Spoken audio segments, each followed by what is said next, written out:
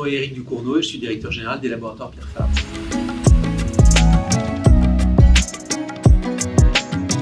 Ce qui a changé depuis 2018, c'est en particulier que nous avons tous traversé le Covid, donc il y a amené des pratiques différentes en termes de médecine, de voir comment on peut voir les patients, etc. Donc la dermatologie, par exemple, prend encore plus son sens après cette période-là.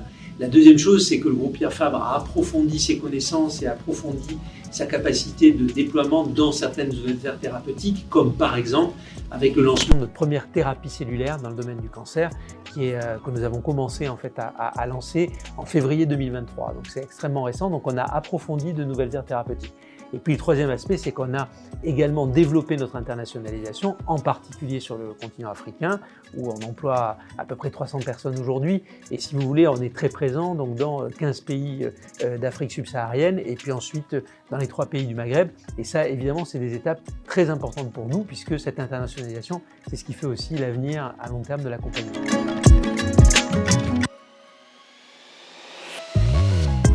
Le continent africain, c'est d'abord une présence de 50 ans pour Pierre Fabre, une présence qui est ancrée avec une volonté de développer des médicaments et de la dermocosmétique, puisque nous sommes présents sur les 2 segments qui répondent parfaitement aux besoins de la population africaine. Donc c'est des investissements importants en termes de recherche et développement, comme par exemple ces journées de dermatologie africaine qui sont organisées aujourd'hui à Dakar. Et puis c'est aussi la présence de la Fondation Pierre Fabre, qui est une fondation humanitaire reconnue d'utilité publique et qui est notre actionnaire majoritaire. Et nous sommes la seule entreprise dont l'actionnaire majoritaire soit une fondation reconnue d'utilité publique.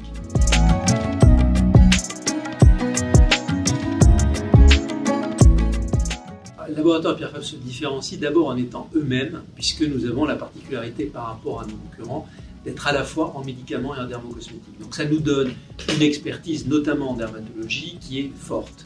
Et cette expertise se traduit dans les produits que nous développons.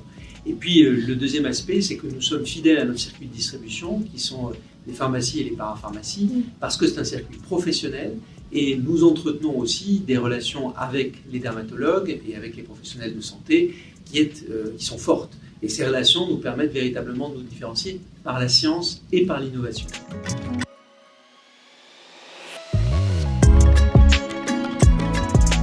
Alors, je vais peut-être prendre 2 exemples qui concernent l'entreprise, puis j'en prendrai un qui concerne la Fondation Pierre Fabre.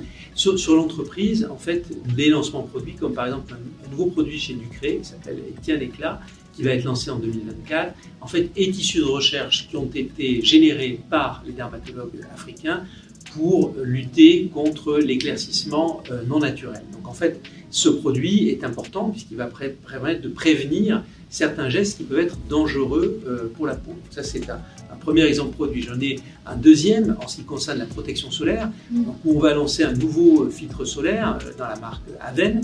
Et ce nouveau produit, qui est aussi fait pour des peaux très exposées au soleil, eh bien, est à la fois meilleur pour la protection de la peau, avec un spectre très large qui va jusqu'aux UV B et à ce qu'on appelle la lumière bleue.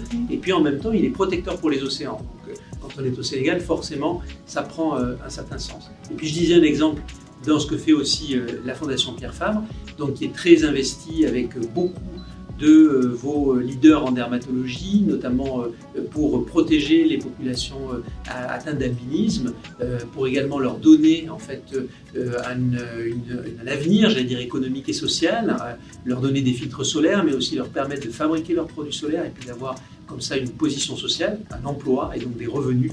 Et voilà comment nous nous différencions et voilà les projets que nous avons. Et je termine avec la e-dermatologie et la e-santé. C'est une des solutions pour l'Afrique, notamment quand on regarde le faible nombre de dermatologues qu'il peut y avoir dans certains pays, et bien de développer la e-santé qui permet à des populations qui sont éloignées des grands centres urbains d'avoir quand même accès à de la prescription dermatologique ou à du conseil dermatologique. Et ça, c'est la Fondation Pierre Fabre, notre actionnaire, qui le fait.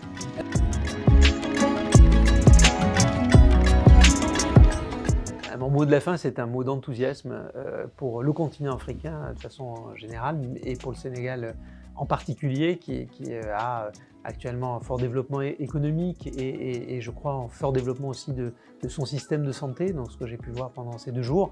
Et je trouve que c'est magnifique de voir ça. Voilà. Et donc avec une population, je crois que vous sortez d'un recensement si jeune et si enthousiaste, eh bien, je pense que nous partageons un avenir en commun et nous en serons côté Pierre Fabre très heureux.